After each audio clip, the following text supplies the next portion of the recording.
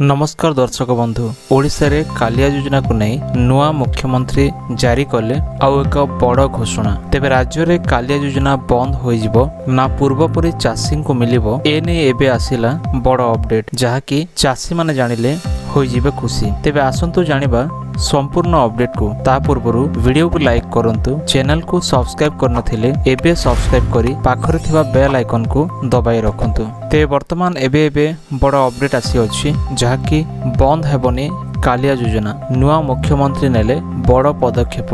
ओडिशा रे बदलिछि सरकार। दीर्घ 24 वर्ष परे बीजेडी सरकार को हटाई बीजेपी नुआ सरकार गठन करिछि। तेबे मुख्यमंत्री भावे दायित्व नै नुआ बेस एक्टिव मोड रे अछंती मोहन चरण माझी। तेणु राज्य रे नुआ सरकार आसु आसु गोटे परे गोटे घोषणा करिबारे लागिछि बीजेपी सरकार। राज्य रे चलिथिबा 5T ओ मो सरकार को हटाई निर्देश परे एबे अन्य योजना को नै द्वंद्व सृष्टि होइछि। आउ एहारे मध्य रे राज्य रे पूर्वरु बीजेडी सरकार आरंभ करथिबा कालिया योजना को नै एबे एक बड़ खबर सामना को आसीछि। कालिया योजना बंद हेबो ना चालू रहिबो ताहाकु नै एबे लोकमानकर मनरे द्वंद्व सृष्टि होइछि। तेणु एहारे मध्य रे कालिया योजना को नै बड़ बयान दैछंती नुआ उप मुख्यमंत्री। गोटे राज्य रे दुईटी समान योजना चाली परिबो नाही। तेणु खूब शीघ्र राज्यवासी पीएम किसान योजनार लाभ किपरि अधिकरु अधिक उठाई पारिबे से नै